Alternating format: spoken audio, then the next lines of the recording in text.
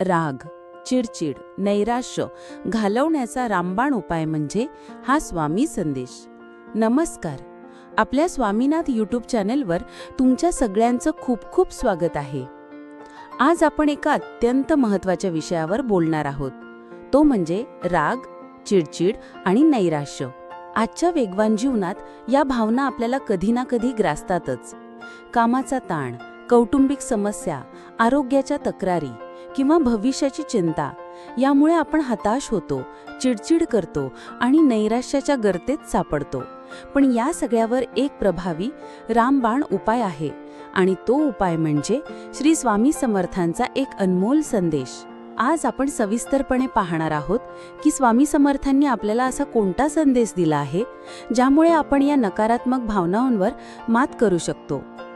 हा संदेश फक्त एक वाक्य नाही, तर तो एक जीवन जगण्याचा मूलमंत्र आहे जो आपल्याला शांती आणि समाधान मिळवून देतो.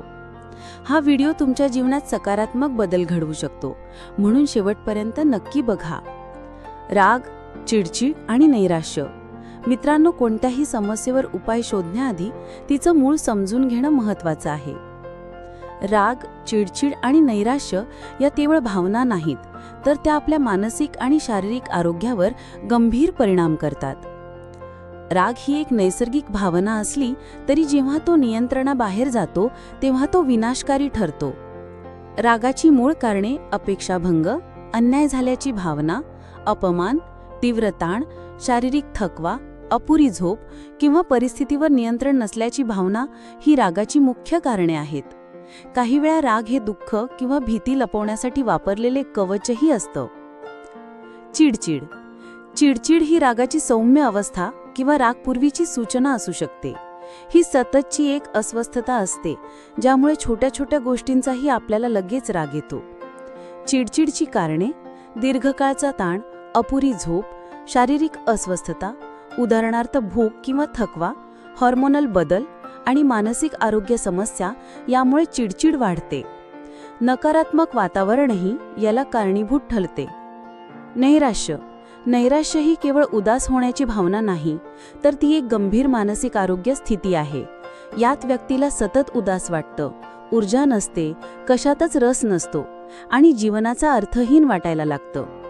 नैराश्याची प्रमुख कारणे: आनुवांशिकता, मेंदूतील रासायनिक असंतुलन, जीवनातील मोठे धक्के उदाहरणार्थ नोकरी जाणे, जवळच्या व्यक्तीचा मृत्यू, दीर्घकाळचा ताण, एकटेपणा आणि आत्मविश्वासाचा अभाव ही नैराश्याची प्रमुख कारणे आहेत. थोडक्यात या तिन्ही भावना एकमेकांशी जोडलेल्या आहेत आणि त्या आपल्या संपूर्ण अस्तित्वावर नकारात्मक परिणाम करतात. म्हणूनच यावर मात करणं अत्यंत आवश्यक आहे. स्वामी समर्थांचा अनमोल संदेश. भिऊ नकोस, मी तुझ्या पाठीशी आहे. आता आपण येतोय आपल्या व्हिडिओच्या सर्वात महत्त्वाच्या भागाकडे, तो स्वामी समर्थांचा संदेश जो या सगळ्या नकारात्मक भावनांवरचा खरा उपाय आहे.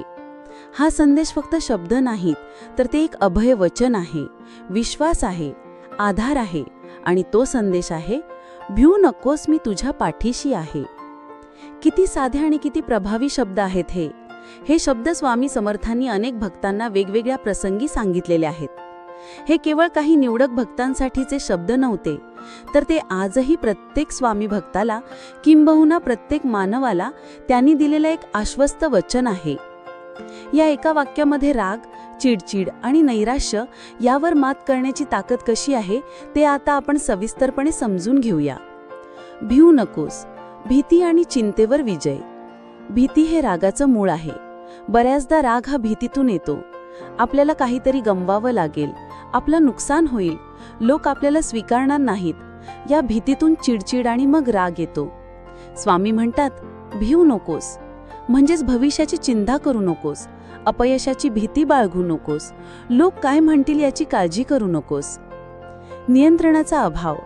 जेव्हा आपल्याला परिस्थिती आपल्या नियंत्रणाबाहेर आहे असं वाटतं तेव्हा चिंता वाढते. स्वामी सांगतात की जरी परिस्थिती तुझ्या नियंत्रणात नसली तरी मी तुझ्या सोबत आहे. ही भावना आपल्याला सुरक्षितता देते. अनिश्चितता कमी होते. जीवनात अनेक गोष्टी अनिश्चित असतात. उद्या काय होईल याची भीती असते. स्वामींचे हे शब्द या अनिश्चिततेला सामोरे जाण्याची शक्ती देतात. ते आपल्याला सांगतायत की अनिश्चितता असली तरी अंतिम आधार मी आहे. उदाहरणार्थ, समजा तुमची नोकरी गेली आहे आणि तुम्हाला भविष्याची खूप भीती वाटते. अशा वेळी भिवू नकोस हा संदेश तुम्हाला धीर देतो. हे सांगतं की ही एक तात्पुरती परिस्थिती आहे आणि स्वामी तुमच्या सोबत आहेत. ते तुम्हाला यातून मार्ग काढायला मदत करतील.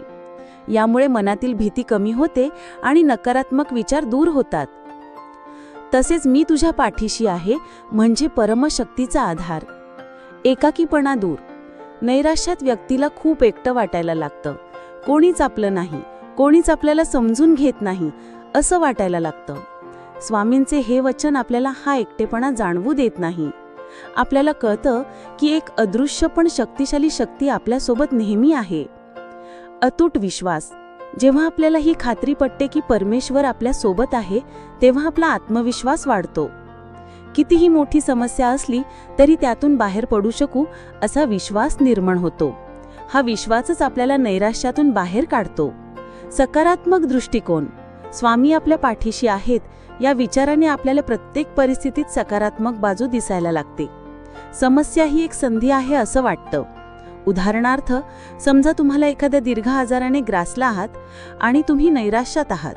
अशा वेळी स्वामींचे हे शब्द तुम्हाला लढण्याची ताकद देतात.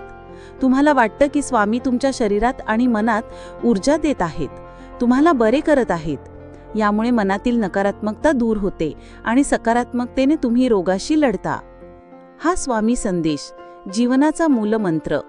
शरणभाव. हा संदेश स्वीकारणे म्हणजे स्वामींना पूर्णपणे शरण जाणे. जेव्हा आपण शरण जातो तेव्हा आपल्या अहंकाराचा नाश होतो. राग आणि चिडचिड ही बऱ्याचदा अहंकाराशी संबंधित आहे. जेव्हा आपण स्वामींना शरण जातो तेव्हा हे विचार गळून पडतात. स्वीकार्यता. हा संदेश आपल्याला शिकवतो की जीवनात येणाऱ्या प्रत्येक परिस्थितीचा स्वीकार करा. सुख दुःख, यश अपयश हे जीवनाचे अविभाज्य भाग आहेत. त्यांचा स्वीकार केल्यास चिडचिड आणि नैराश्य कमी होतं. वर्तमान काळात जगणे. स्वामींचा संदेश आपल्याला भूतकाळाचा विचार सोडून आणि भविष्याची चिंता न करता वर्तमान काळात जगण्यास शिकवतो. जेव्हा आपण वर्तमान काळात जगतो तेव्हा राग, चिडचिड आणि नैराश्य यांसारख्या भावनांना वाव मिळत नाही. सेवाभाव. जेव्हा आपण या संदेशातून ऊर्जा घेतो तेव्हा आपल्या मनात इतरांबद्दल प्रेम आणि सेवाभाव निर्माण होतो. जेव्हा आपण इतरांची मदत करतो तेव्हा आपल्या स्वतःच्या समस्या कमी वाटायला लागतात आणि मनात आनंद निर्माण होतो. थोडक्यात सांगायचं तर भिवू नकोस, मी तुझ्या पाठीशी आहे हा केवळ एक मंत्र नाही तर ती एक जीवनशैली आहे. हा संदेश आपल्याला भयमुक्त करतो, एकाकीपणातून बाहेर काढतो आणि अदम्य आत्मविश्वास देतो. हाच खरा रामबाण उपाय आहे राग, चिडचिड आणि नैराश्य घालवण्यासाठी. मित्रांनो, तुमची स्वामी समर्थ यांच्यावर श्रद्धा असेल तर कमेंटमध्ये श्री स्वामी समर्थ लिहायला विसरू नका. आणि माहिती आवडली असेल तर आपल्या मित्रांसोबत शेअर करा. असेच माहितीपूर्ण लेख रोज मिळवण्यासाठी आत्ताच आपल्या चॅनलला सबस्क्राईब करा, लाईक करा आणि शेअर करा. धन्यवाद.